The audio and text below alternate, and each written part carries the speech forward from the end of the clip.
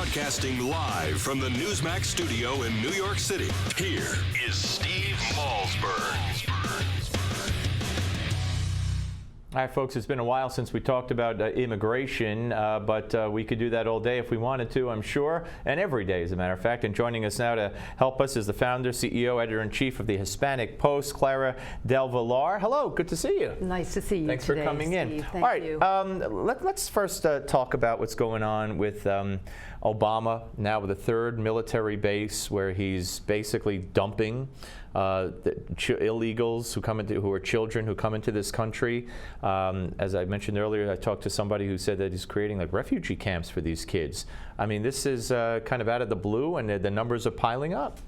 This is the latest example, Steve, I think, of an unresolved policy and the chaos now that we're seeing, and I believe that will probably get worse without some type of resolution. I view this as a perfect opportunity for Republicans to start articulating a plan, an immigration plan that I think is realistic and enforceable and gives us a chance to keep track of who's in this country and what's really going on. But to enforce, you have to have a president who enforces, and he's not enforcing the law as it now exists. Correct. Why would Republicans put confidence in President Obama to enforce anything they pass? Well, at this stage, I think it suits Republicans to at least put ideas on the table.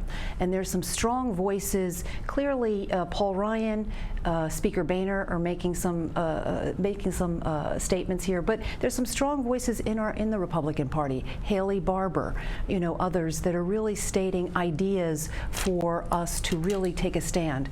Whether they'll be accepted by the Obama administration or not remains to be seen. But I would say let's call Obama out on the unrealistic path to citizenship plans that they've put out and other ideas that really are not enforceable. I mean, we released tens of thousands of criminals, murderers, rapists back into society, which he could have avoided. He could have called the countries, asked them to take them back, and if not, put sanctions on these countries.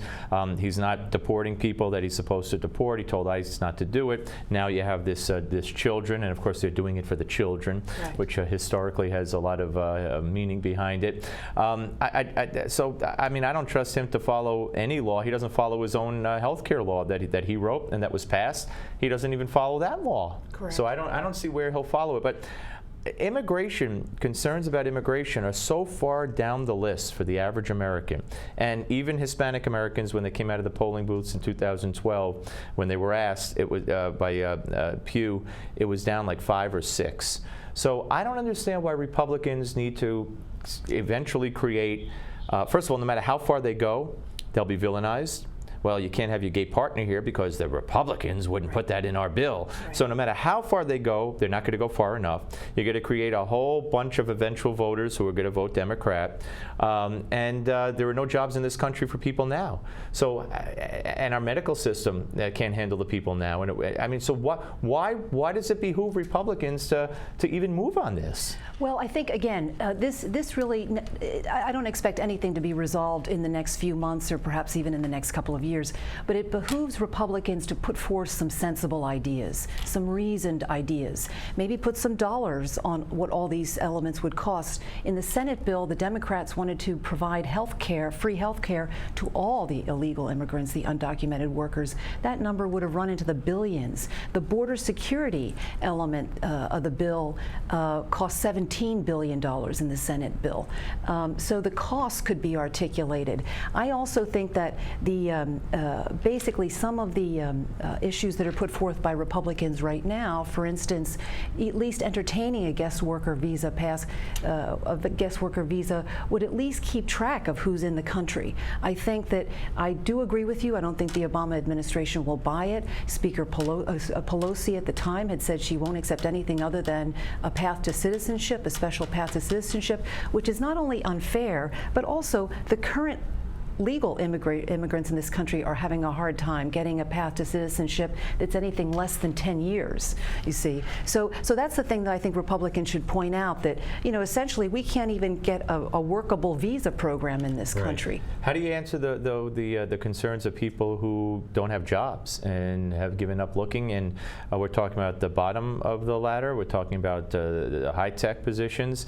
Many people have called it a fallacy that we need high-tech workers in this country.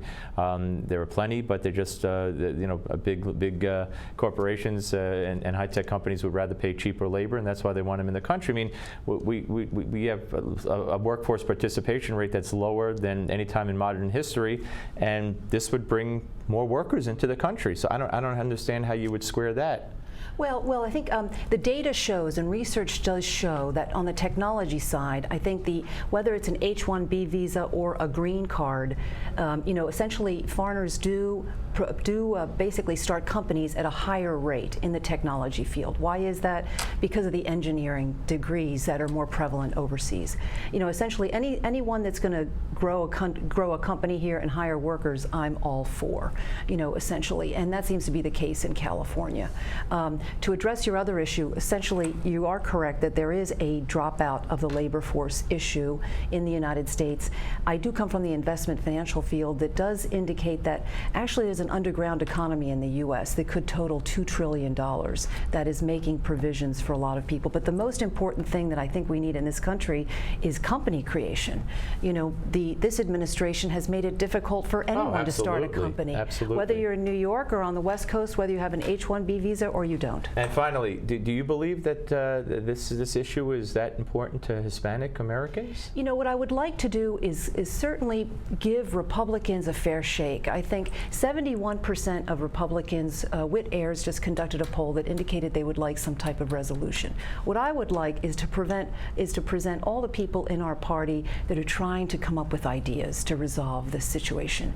As the border shows with the children, that's a ridiculous turn of events. Ridiculous is the wrong word, chaotic and pathetic turn of events. And I don't want Republicans to get smeared as being the party of no. I think that's unfair and unacceptable. There are a lot of people in our party that have ideas. So you think Obama is putting forth that possibility by strategically placing the kids in the focal point, that now he could say, look what the Republicans are doing? Any chance he gets to point to Republicans and say, look how they don't care about the children, he's going to take that shot. Yeah, well, I'm sure he will. I hope they don't succeed in that. But good to talk to you, and thanks for coming on. Thank you very much, Steve. All right, folks, we're going to come back, and when we come back, I just want to go a little bit more in depth on some of the things that Hillary Clinton has said as she embarks upon her book tour. She's been making the rounds, getting finished now with the over-the-air TV, and I think probably later in the week she's going to be on with Bret Baier and Greta Van Susteren on Fox News Channel. That should be pretty interesting. I don't know if there are any limitations. I hear there are not, but it'll be very interesting to see that. So we'll talk about that when we come back right here on the Steve Malzberg Show. Don't go away.